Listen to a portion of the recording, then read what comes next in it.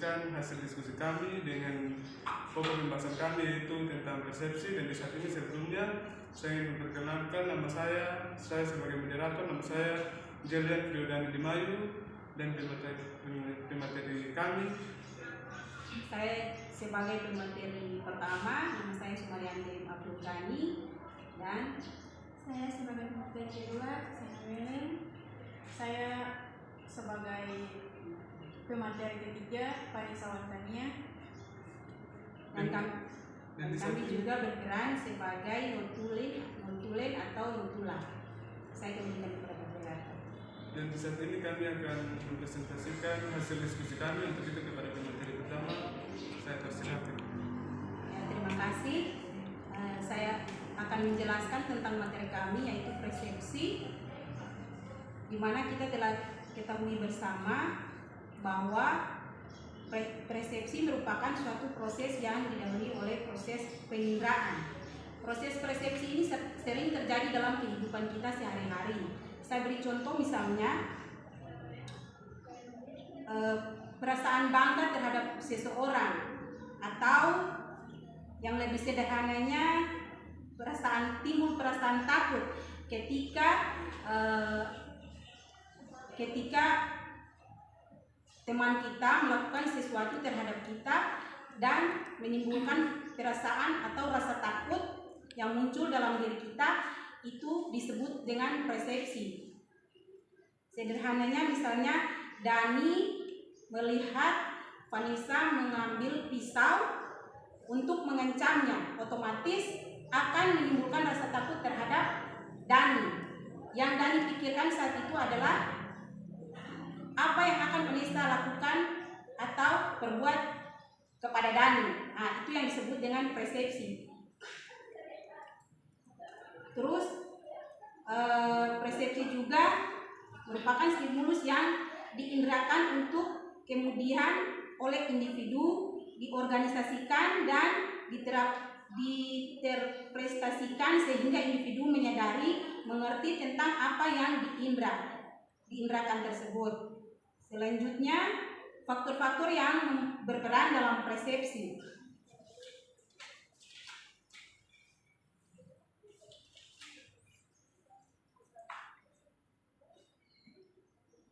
Faktor-faktor yang berperan dalam persepsi yaitu yang pertama, objek yang dipersepsi. Yang kedua, alat indera, saraf pusat, susunan saraf, dan perhatian. Seperti yang sudah kita lewati, yang Pak sudah jelaskan, misalnya HP yang baru-baru Pak ada jelaskan 4 orang. Kalau ada sebagian orang yang mengatakan warna hitam, tetapi warna yang sebenarnya adalah warna biru dongker.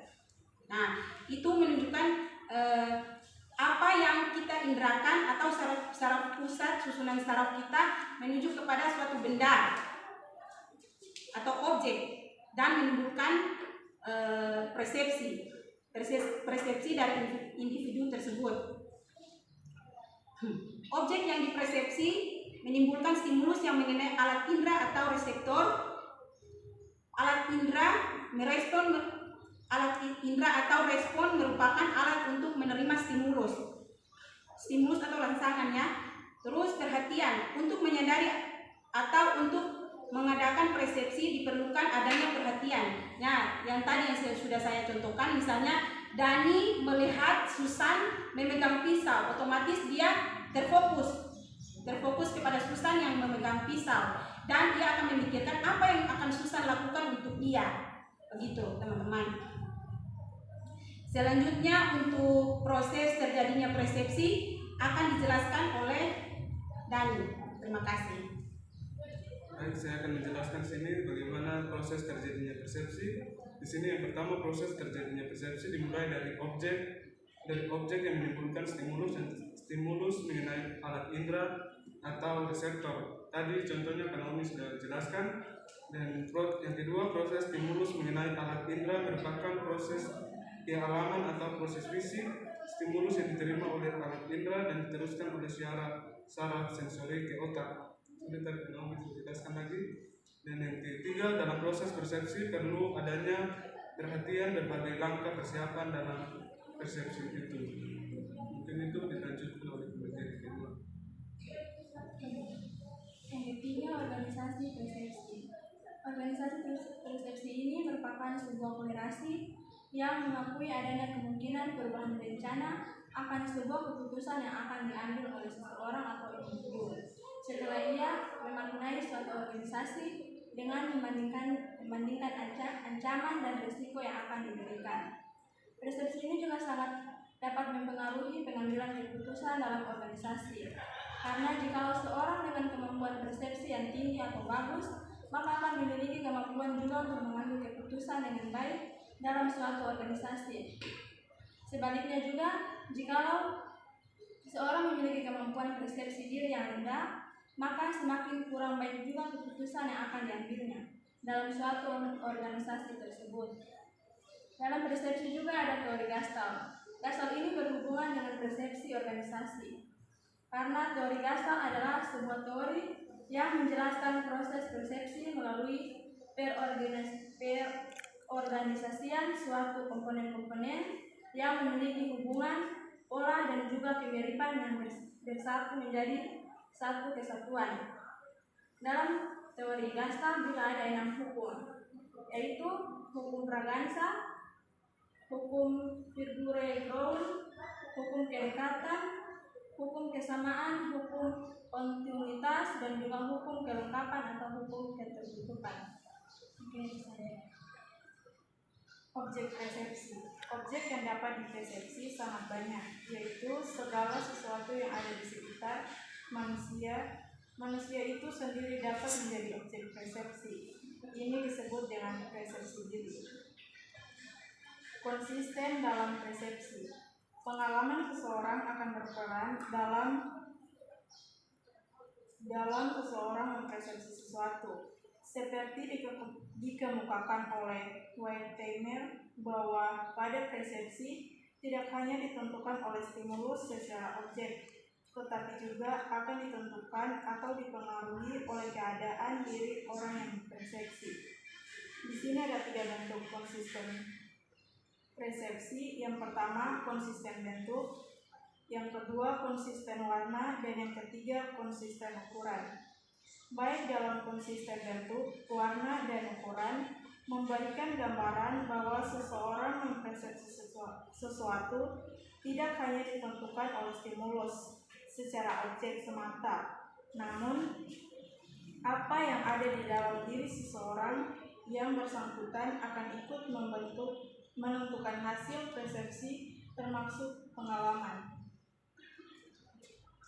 Baik, mungkin saya kembalikan.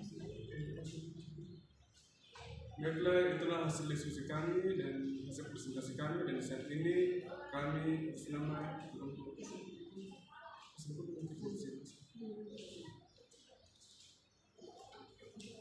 Itulah penjelasan dari materi kami, dan di sini kesimpulan dari materi yang sudah kami paparkan, yaitu tentang persepsi adalah merupakan suatu proses yang didahului oleh penginderaan, ya teman-teman, yaitu merupakan suatu proses yang diterima stimulus individu melalui alat respon atau reseptor, yaitu alat indera, sehingga proses penginderaan tidak dapat lepas dari proses persepsi.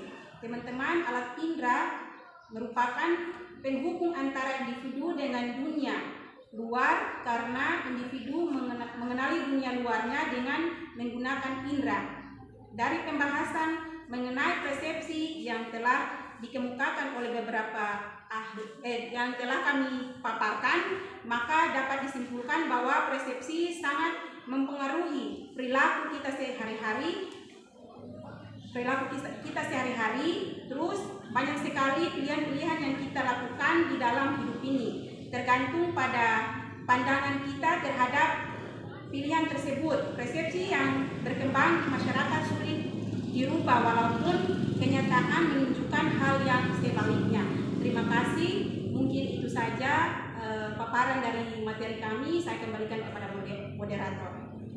Mungkin itu hasil diskusi kami atau kesimpulan kami, dan saat ini kami selama kelompok 3 mengucapkan terima kasih. Tuhan Yesus memberkati.